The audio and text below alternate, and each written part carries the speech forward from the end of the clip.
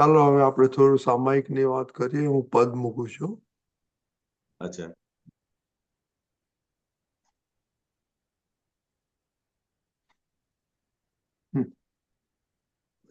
Thank you. How much? 15 minutes.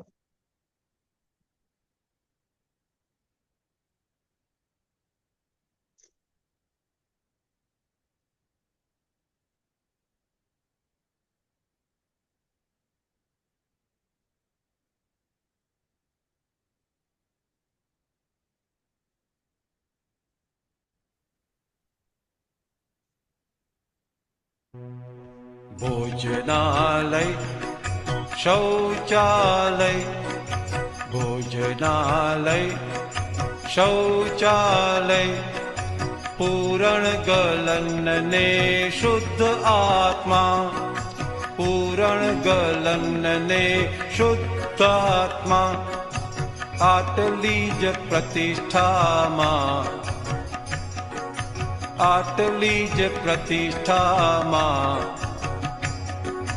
तन्मय छे जगतात्मा तन्मय छे जगतात्मा बम्मरडो भरमालय तेवोથી ઘુમતા મૂઢાત્મા બમ્મરડો ભરમાલય તેવોથી ઘુમતા મૂઢાત્મા હું જ કરું છું માને છે તેથી મારું કહી વીટાય મમતાત્મા હું જ કરું છું માને છે તેથી મારું કહી વીટાય મમતાત્મા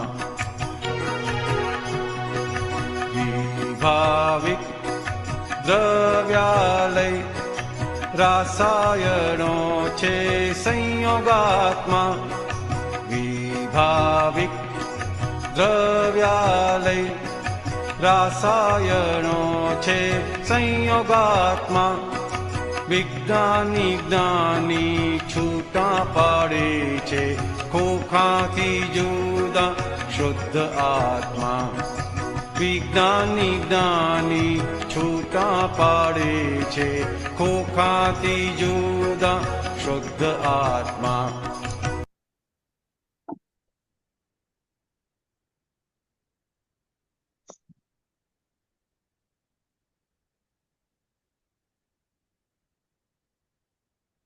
તો હસપાજી હમ આમાં આપણને પ્રતિષ્ઠિત આત્મા અને શુદ્ધ આત્માની વાત છે, પણ એમાં પ્રતિષ્ઠિત આત્મામાં ઘણા જાતના એમને આત્મા બતાવેલા છે. એ આપણે જાણવા જોઈએ એમ દીપકાજી કહેતા હતા, એટલે એના વિશે થોડી વાત કરો.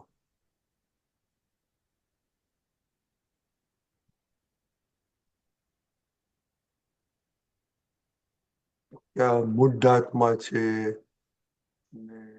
સંયોગમાત્મા છે, મમતામાત્મા છે છે. મમતાત્મા. હા, મારું કઈ વિટાય મમતાત્મા આટલી પ્રતિષ્ઠામાં તન્મય છે જગતાત્મા એવું છે.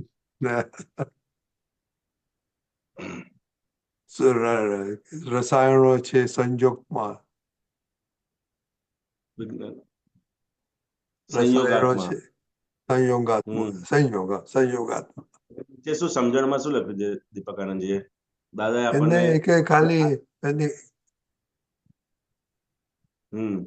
દાદાએ કેટલા પ્રકારના આત્મા ઓળખાવા છે તે વિચારો. જગતના મૂળાત્મા, મમતાત્મા, સંયોગાત્મા, શુદ્ધાત્મા, વ્યવહારમાં પ્રતિષ્ઠિત આત્મા, અંતરાત્મા, પરમાત્મા, સહજાત્મા, કસાયાત્મા, વિષયાત્મા, વિજ્ઞાનમાં આગળ વિચારી જોજો, આગળ કહીશું. બધે પોતાના પંક્તિ વાગડવાની છે. ઓકે, એટલે જે મૂળ પ્રતિષ્ઠિત આત્મા જે દાદા ભગવાને આખી વાત કરી છે કે પોતે પ્રતિષ્ઠિત કરેલા છે, એ જ પ્રતિષ્ઠા ક્ષણે ક્ષણે આપણને ખુલ્લી થાય. અજ્ઞાન અવસ્થામાં જે બધી પ્રતિષ્ઠા કરેલી છે એ આખો પ્રતિષ્ઠિત આત્માનો બધો ભાગ છે. પણ આ સંયોગોને અધીન જે બધો વિભાવિક દ્રવ્યાલય રસાયણ જે સંયોગાત્મા, આ બહુ અંદર સૂક્ષ્મ વાતો છે. એટલે એટલી બધી સમજણ મને હજુ ખ્યાલ નથી આવતો. એવું છે કે આ શું કે છે એમાં.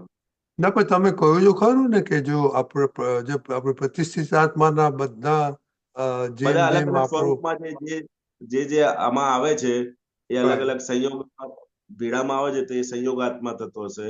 પછી જગતની અંદર જે બહારના ભાગમાં દેખાય છે એ જગતાત્મા છે. પોતે અજ્ઞાન છે ત્યાં સુધી એ પોતે મૂળાત્મા છે.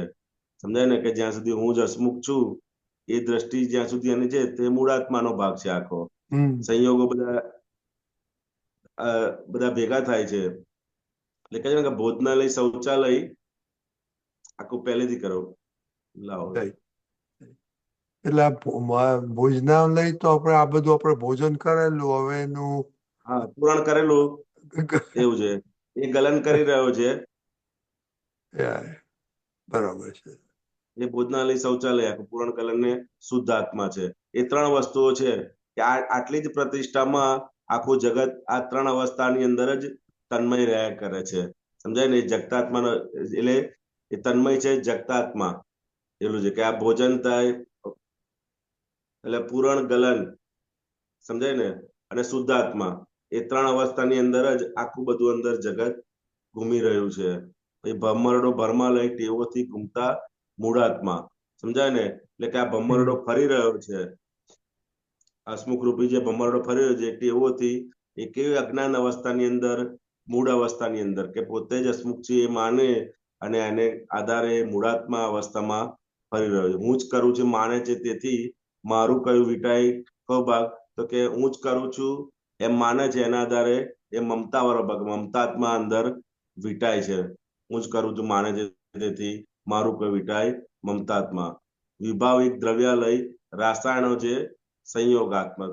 તો કે આ બહારનો આખો વિભાવિક ભાગ છે એ દ્રવ્યાલય છે. દ્રવ્યાલય એટલે શું? તો કે બધા દ્રવ્યોનું મિક્સિંગ કરેલું છે. સમજાય ને? અને રાસાયણો છે સંયોગાત્મક. જેવા અંદર સંયોગો બધા ભેગા થાય છે એવા અંદર રાસાયણિક પ્રક્રિયા થાય છે.